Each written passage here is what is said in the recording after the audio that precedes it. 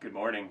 I have been thinking about encouragement, obviously, because the last sermon that I did was about encouragement, but I've been thinking about encouragement for the last couple of months, beginning with that conversation that I had with my brother-in-law, and I was so grateful for that conversation. But, I've been thinking about 1 Thessalonians 5:14 through 15.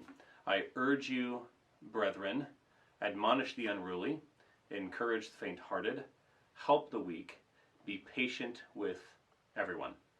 See that no one repays another with evil for evil, but always seek after that which is good for one another and for all people.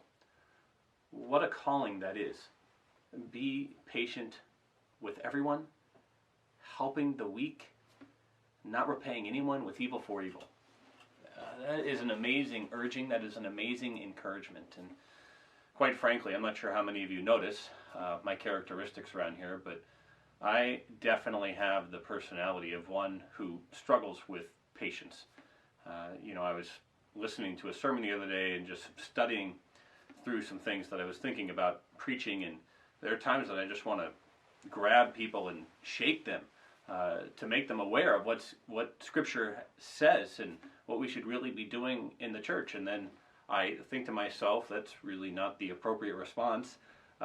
You don't want to grab people by the neck to shake them. You need to be patient with them. And of course, then it comes into my mind how God has been patient with me. He has been so gracious to me. And so in my life, if you're looking for any encouragement here, I have had to pray that the Lord would just work patience into my heart. And He has been faithful to do so. And there's one occasion that I was able to see the reward of that, and this was a long time ago. I met a friend at Starbucks. He had encountered a severe life problem and was struggling, and actually had kind of been living the Christian lie, playing the Christian game, if you know what I mean, proclaiming to be a Christian, yet seemingly not acting like a Christian. And so he met up with me. It was very early at this Starbucks, and he sat me down. We had a conversation. He told me everything that had been going on in his life and how he was ashamed, and how he had been dishonoring the Lord and dishonoring other people. And what I mean by that, dishonoring other people, the brothers and sisters that are in the church who are his friends. And all of a sudden you find out that he's been living this lie. But, I'll never forget it. He said what he needed to say, and the first thing that came to my mind was, if you have asked the Lord's forgiveness for this, and you really trust Him, and you're really repenting, what else do I need to say? Other than congratulations. And today, I'm proud of you.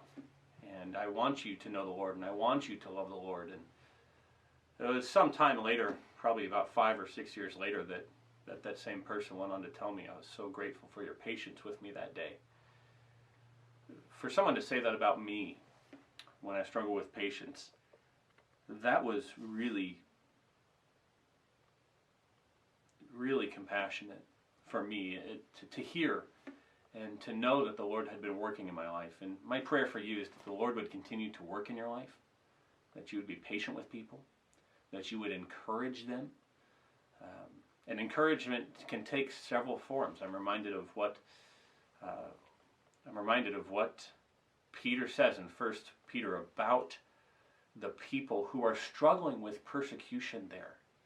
He tells them that hang on to Christ and be purified, because your faith is more valuable than gold. And you will see Christ. You will see that future glory at the end of time.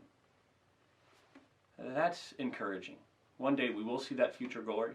That's what we're encouraging everybody in, to love Christ, to love His Word, to love fellowship, love one another, and to be patient with all people. So, do yourself a favor, learn from 1 Thessalonians 5:14 through 15, and admonish the unruly, encourage the faint-hearted, help the weak, and be patient with everyone.